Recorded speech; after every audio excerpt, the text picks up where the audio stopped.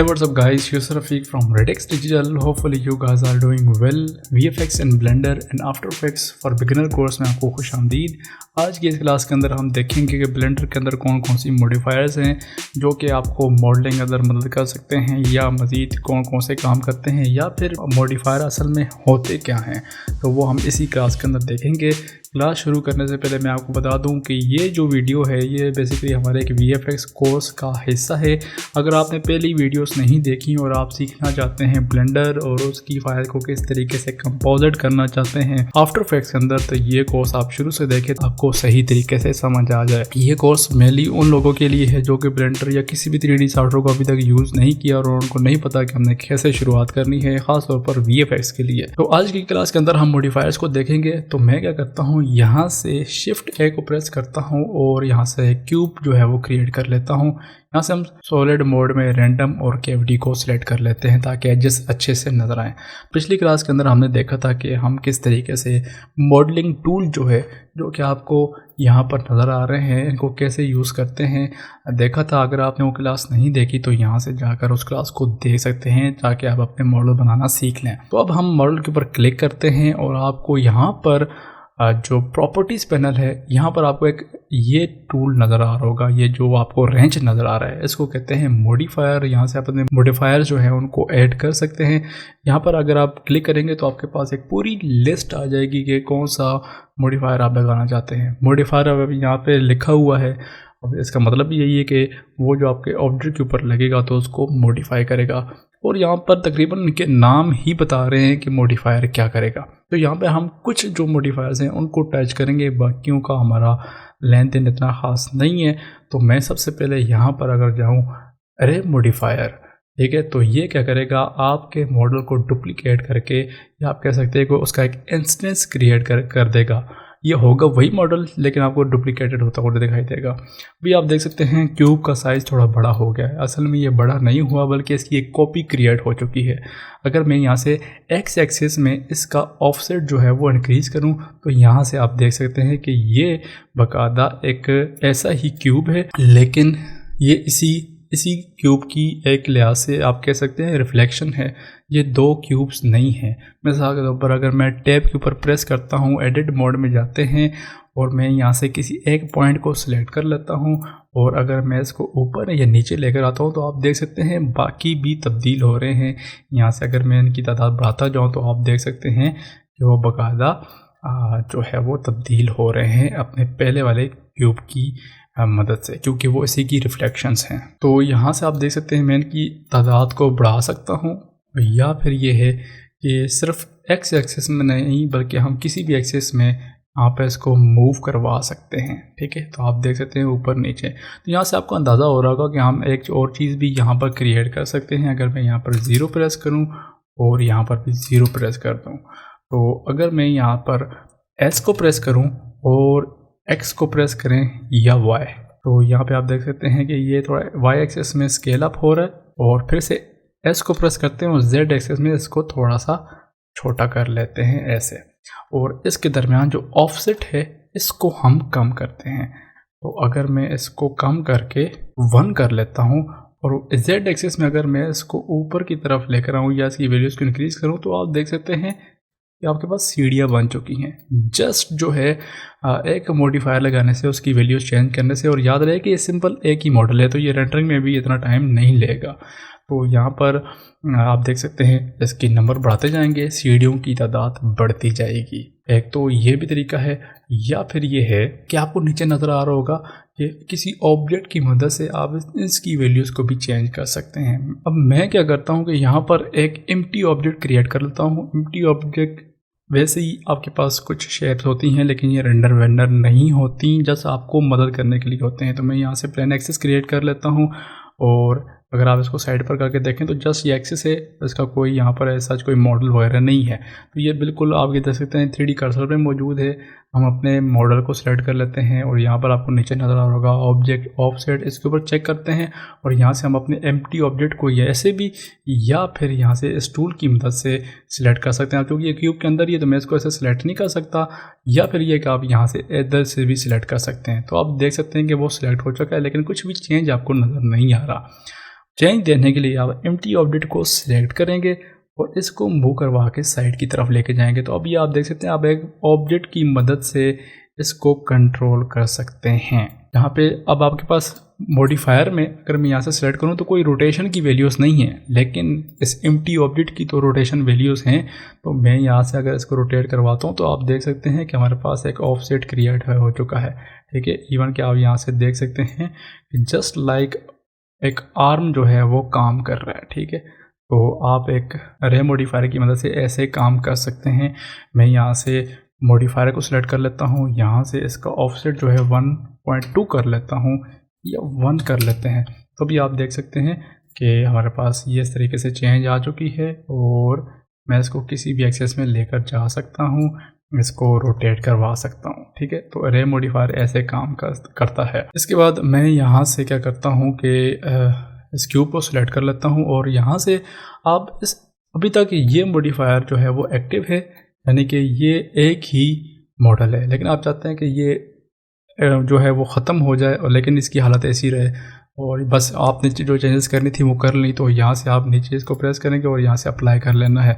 तो अभी आप देख सकते हैं मॉडिफायर ख़त्म हो चुका है और ये जो क्यूब्स हैं अब बाकायदा डिफरेंट क्यूब्स बन चुके हैं इसी क्यूब सेक्शन के अंदर। मैं यहाँ से एम्प्टी को डिलीट कर लेता हूँ।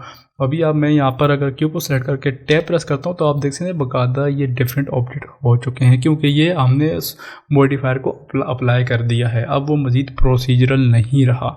ये आपके पास एक टेक्निक है मॉडिफायर को यूज़ करने की। मैं यहाँ से क्यूब को सिलेक्ट करके मॉडिफायर्स में जाता हूँ और इसको मैं यहाँ से हटा लेता हूँ और एम्प्टी ऑब्जेक्ट को यहाँ से डिलीट कर लेते हैं। तो अब भी आप यहाँ पर देखें हमारे पास एक क्यूब है, क्यूब को सिलेक्ट करते हैं, मॉडिफायर्स में जाते हैं और एक और बहुत ज़्यादा यूज़ होने वाला मॉडिफायर है वो है सब डिवीजन सरफेस। तो यानी कि इसमें के अंदर मज़ीद सब डिवीजन ऐड करता है, रेजोल्यूशन ऐड करता है। तो भी आप देख रहे हैं कि ये थोड़ा सा गोल सा हो चुका है, क्योंकि इसके अंदर हमने कुछ एजेस क्रिएट कर ली हैं। अगर आप वायर फ्रेम मोड में जाएंगे तो आपको यहाँ से नज़र आ सकते हैं, लेकिन अभी तक ये एक क्यूब टाइप ही है। ठीक है, क्योंकि हमने इस मॉडिफायर को अप्लाई नहीं किया हुआ। तो आप तक है कि आप इसको अप्लाई करते हैं या नहीं करते। तो यहाँ से अगर मैं इसकी वैल्यूज़ को इंक्रीज़ करता जाऊँगा तो मज़ीद फेस और या एजेस वगैरह क्रिएट होते जाएंगे। अगर आप चाहते हैं कि नहीं इसके जस्ट लाइक बेवल काम करे तो मैं एडिट मोड में जाता हूँ या फिर मैं यहाँ से 1 को प्रेस करता हूँ। टैब को प्रेस करते हैं तो आपको बाकायदा नज़र आ रहा है कि आपका ऑब्जेक्ट असल में कैसा है। तो मैं यहाँ से अगर लूप टूल को सेलेक्ट करूँ और आपको लूप टूल जो है वो नज़र आ रहा है, इसको यूज़ करना हमने पिछली क्लास के अंदर देखा था। तो मैं इसके ऊपर क्लिक करता हूँ और क्लिक किए हुए है इसको मैं साइड की तरफ लेकर आता हूँ।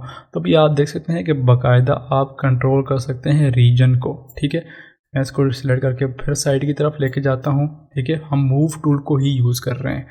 अभी तक सब डिवीजन सरफेस लगी हुई है और इसको हम जो है वो साइड की तरफ लेकर आते हैं। तो ये आपके एजेस के हिसाब से काम करता है, यानी कि आपके 2 एजेस के दरमियान मज़ीद एक एज क्रिएट कर लेगा sub division surface. Loop cut की मदद से हम देख सकते हैं कि एक रेजोल्यूशन ऐड कर रहे हैं। तो ये हमारे पास एक रेजोल्यूशन जो है वो ऐड हो चुकी है, सिवाय इस एक्सिस में और नीचे की तरफ। तो अगर मैं यहाँ से फिर से सॉलिड मोड में जाता हूँ तभी आप देख सकते हैं जस्ट लाइक बेवल मॉडिफायर ये काम कर रहा है। तो मैं यहाँ से अगर इसकी तादाद को ज़्यादा कर दूँ तो आप देख सकते हैं बड़े अच्छे तरीके से सब डिवीजन जो है वो क्रिएट हो चुकी है। तो सब डिवीजन जो है ऐसे काम करती है। आपके पास 2 तरीके हैं, सिंपल या कैटमल क्लॉक। तो जो आपके मॉडल के ऊपर अच्छे से काम कर रही हो वो आप लगा सकते हैं। आपके पास 2 ऑप्शंस हैं, व्यू पोर्ट और रेंडर। यानी कि रेंडर जो है आपको जब आप इसको लगाएंगे तो 1 होगा, यानी कि जाहिर सी बात है जब आप फेसेस की तादाद सब डिवीजन से ज़्यादा करेंगे तो वो मॉडल हैवी हो सकता है। तो रेंडर में आपको जस्ट 1 नज़र आए, लेकिन जब व्यू पोर्ट में आपको जस्ट 1 नज़र आएगा, लेकिन जब आप रेंडर करेंगे तो 2 हो जाएगा, रेजोल्यूशन थोड़ी और बढ़ जाएगी। तो इसको अगर आप देखना चाहते हैं कि रेंडर में भी कैसे होगा तो दोनों की वैल्यूज़ को सेम कर लें। ठीक है, तो ये था हमारे पास सब डिवीजन मॉडिफायर। तो मैं इसको यहाँ से हटा देता हूँ। यहाँ पर फिर से मैंने क्यूब को क्रिएट किया ताकि हमारे पास बिल्कुल नए सिरे से चीज़ें जो है वो आ जाएं। यहाँ से हम मॉडिफायर में जाते हैं और एक और मॉडिफायर जो कि है बेवल। ये सारे के सारे जनरेट सेक्शन में आपको मिल जाएंगे, बाकी भी यहाँ पर मौजूद हैं। तो मैं यहाँ पे बेवल के ऊपर क्लिक करता हूँ तो अभी आप देख सकते हैं कि बाकायदा बेवल जो है वो क्रिएट हो चुका है। तो अगर मैं इसकी अमाउंट को ज़्यादा करूँ तो आप देख सकते हैं रीजन जो है वो हम चेंज कर सकते हैं, सेगमेंट्स की अमाउंट को चेंज कर सकते हैं। अब हमने मॉडलिंग टूल के अंदर भी देखा था कि यहाँ पर आप देख सकते हैं कि बेवल मॉडिफायर मौजूद था, लेकिन वो प्रोसीजरल नहीं था। ये प्रोसीजरल है, यानी कि आप किसी वक्त इसकी वैल्यू को चेंज कर सकते हैं अनलेस कि आप इसको यहाँ से अप्लाई नहीं कर लेते या कंट्रोल ए प्रेस करते हैं तो ये अप्लाई हो जाएगा। मिसाल के तौर पर अगर मैं यहाँ से इसकी वैल्यूज़ को कम करता हूँ, आप देख सकते हैं एजेस बड़े अच्छे से स्मूथ हो चुके हैं और मैं यहाँ से इसको अप्लाई कर लेता हूँ तो आप देख सकते हैं कि वो अप्लाई हो चुका है। अब ये बकायदा एक 3D मॉडल हो चुका है। ठीक है, इस तरीके से आप इसको अप्लाई भी कर सकते हैं। और मज़े की बात यह है कि आप मॉडिफायर्स को एक दूसरे के ऊपर भी लगा सकते हैं। मिसाल के तौर पर मैं यहाँ पर रे मॉडिफायर लगाता हूँ तो अब ये रे मॉडिफायर ऐसे काम करेगा। मैं एक दफ़ा फिर से जो है यहाँ पर रे मॉडिफायर लगाऊंगा और अब जो है मैं जो है इसको वो एक्स एक्सेस में 0 कर लेता हूँ और जेड एक्सेस में 1 कर लेता हूँ। तो अभी आप देख सकते हैं हमारे पास एक क्यूब जो है वो क्रिएट हो चुका है। और अब मैं क्या करता हूँ कि यहाँ पर एक और रे मॉडिफायर लगा लेता हूँ। तो अभी आप देख सकते हैं यहाँ पर मैं इसकी वैल्यूज़ को 0 कर लेता हूँ और वाई एक्सेस में वैल्यू को 1 कर लेता हूँ। तो ये बेसिकली है एक ही ऑब्जेक्ट, लेकिन उसके ऊपर हमने डिफरेंट मॉडिफायर्स लगाए हुए हैं। हम इनको डुप्लीकेट कर सकते हैं। एक और मॉडिफायर क्रिएट हो चुका है और इसकी वैल्यूज़ को मैं ज़्यादा कर लेता हूँ तो हमारे पास ये ऐसे भी हो चुका है। तो आप इनको ऐसे भी क्रिएट कर सकते हैं, इनकी पोजीशन को आगे या पीछे लेकर जा सकते हैं। ठीक है, तो आप बकायदा देख सकते हैं कि किस तरीके से आपने काम करना है। तो ये तो हमारे पास था बेवल मॉडिफायर। मैं यहाँ से इन सब को हटा लेता हूँ। हमारे पास सिंपल क्यूब जो है वो अभी तक मौजूद है। इसके बाद क्या है कि फॉर एग्जांपल आप मॉडलिंग करना चाहते हैं और आप चाहते हैं कि इसके अंदर से एक क्यूब लाइक सरफेस एक्सट्रूड हो जाए, निकल जाए। तो मैं क्या करता हूँ, यहाँ से शिफ्ट है को प्रेस करता हूँ और यहाँ से हम यूवी स्फीयर क्रिएट करते हैं और यहाँ से मैं इसका स्केल जो है छोटा कर लेता हूँ और वाई एक्सेस में मूव करके यहाँ पर ले आता हूँ।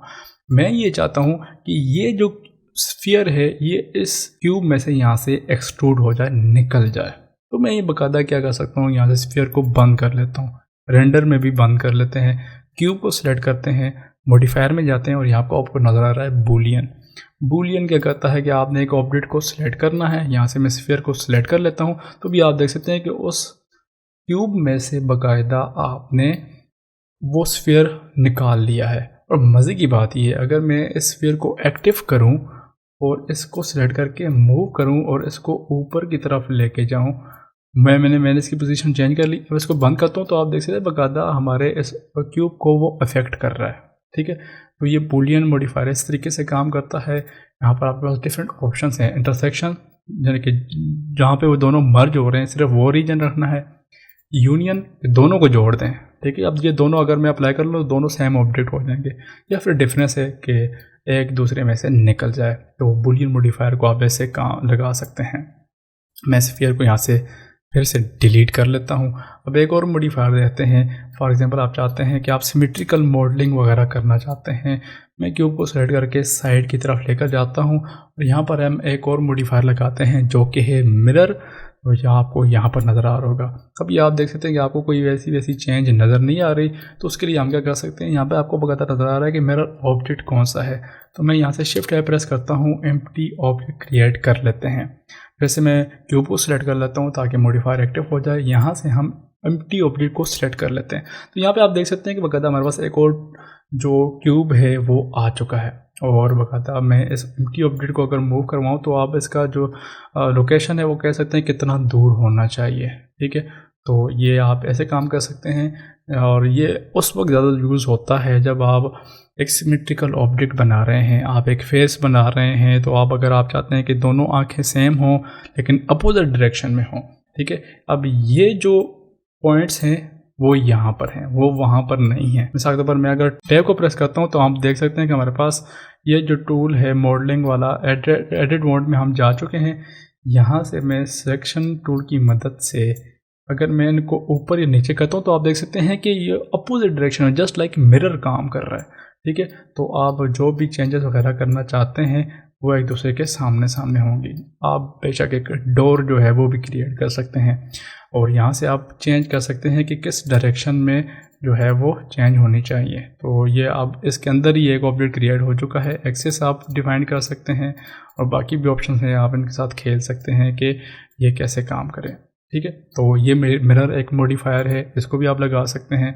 और यहाँ पर हम शिफ्ट और अब हम क्रिएट करते हैं यहाँ पर यूवी स्फीयर, इसको थोड़ा सा स्केल अप करते हैं। तो मैं इसको प्रेस करता हूँ, स्केल अप कर लिया हमने, और राइट क्लिक और यहाँ से हम सब डिवाइड कर लेते हैं, थोड़ी सी और रेजोल्यूशन आ जाए, टैप प्रेस करते हैं तो यहाँ पर हमारे पास है ये। और अगर हम राइट क्लिक करें तो उसको शेड स्मूथ कर सकते हैं, परफेक्ट एक स्फीयर जो है वो क्रिएट हो जाएगा। अब यहाँ पर आपको नीचे नज़र आ रहा होगा टेक्सचर, इसके ऊपर क्लिक करते हैं तो यहाँ पर आपको कह रहा है कि यहाँ से आप या तो टेक्सचर को इंपोर्ट कर सकते हैं या आप अपना नया यहाँ से क्रिएट कर सकते हैं। तो मैं यहाँ पे न्यू क्रिएट करता हूँ और आपसे पूछ रहा है कि आपने इंपोर्ट करना है या नया क्रिएट करना है। तो यहाँ से आप सिलेक्ट कर सकते हैं, नहीं जी मुझे यहाँ से क्लाउड चाहिए। तो जस्ट लाइक आफ्टर इफेक्ट्स में जिस तरह होता है ना फ्रैक्टल नॉइज़, ये वैसे ही आप यहाँ से बकायदा देख सकते हैं, ठीक है। और इसकी प्रॉपर्टीज़ वगैरह को आप यहाँ से कंट्रोल कर सकते हैं। तो अगर यहाँ से अब मैं ब्राइटनेस की वैल्यूज़ को कम या ज़्यादा करूँ तो आप देख सकते हैं जस्ट लाइक फ्रैक्टल नॉइज़ है और हमारे पास ये क्लाउड जो है वो क्रिएट हो चुका है।